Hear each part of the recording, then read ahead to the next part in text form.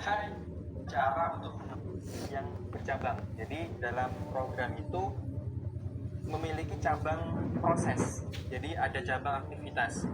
Bercabang karena ada kondisi pilihan.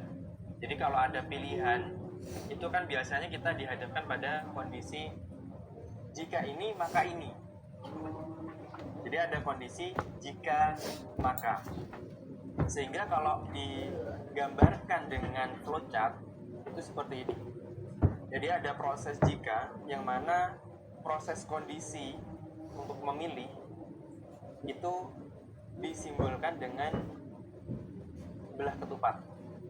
Kemudian ada pilihan kalau ini apa, kalau itu apa. Jadi di dalam percabangan itu ada kondisi true dan false-nya. Jadi kalau true maka apa? Jika ini maka ini, jika itu maka itu. Jadi seperti itu. Nah, kemudian fungsi dari percabangan berpikir jadi dan proses login itu ya kan? Berarti program itu harus melakukan pengecekan apakah username dan passwordnya sesuai dengan yang ada di database. Nah, kalau nggak sesuai apa yang terjadi? Maka dia kembali ke login. Tapi kalau true atau sesuai, maka masuk ke dalam dashboard web atau ke dalam halaman yang dituju dalam sebuah website. Kemudian kasus yang kedua, contohnya adalah menentukan nilai angka menjadi nilai huruf A atau B atau C.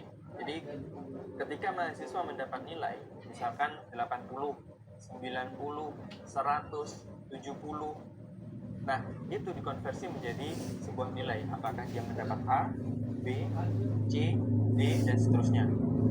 Di dalam penentuan nilai angka menjadi nilai huruf ini membutuhkan proses percabangan juga. Ada proses jika makanya.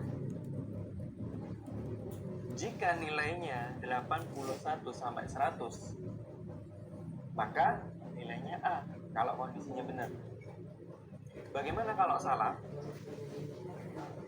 Jika salah, maka ada proses menentukan kondisi yang berikutnya, yaitu untuk menentukan nilai yang di bawahnya. Jika nilainya 71 sampai 80, jika dia bernilai benar, maka nilainya B. Jika salah, begitu seterusnya. Jadi ada proses percabangan, ada beberapa cabang.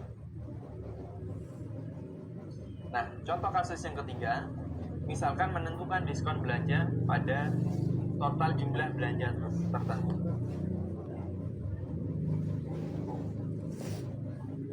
Jika total belanjanya 100, maka selamat, Anda mendapat diskon 10%. Nah, ada proses itu. Jika salah, maka hanya mendapat informasi terima kasih sudah berbelanja.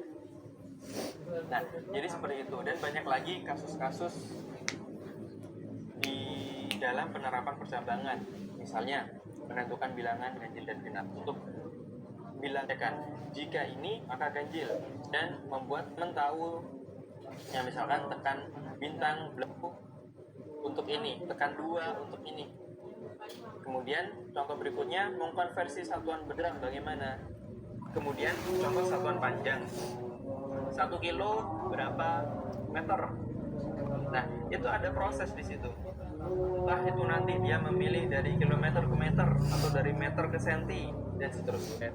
Gimana akan puas? Itu bisa expert lah, bolehan true atau kemudian. Jadi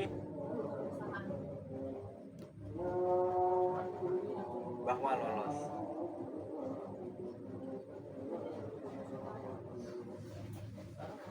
Selamat, Anda lolos seleksi. Nah, kalau else bagaimana? Else-nya adalah mohon maaf, Anda belum lolos. Seperti itu.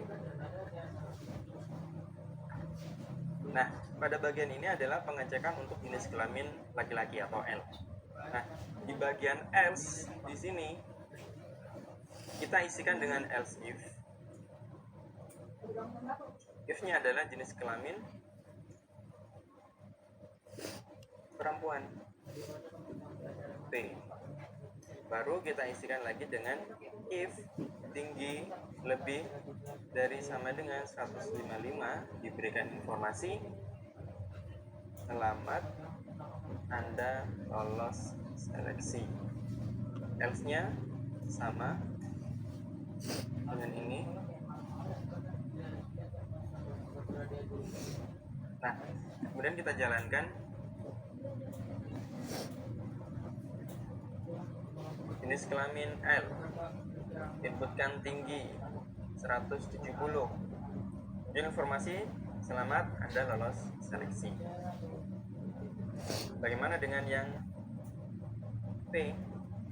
P tinggi 140. Nah, 140 ini kan di bawah batas minimal. Maka keterangannya adalah mohon maaf, Anda belum lolos. Oke, jadi ini penerapan untuk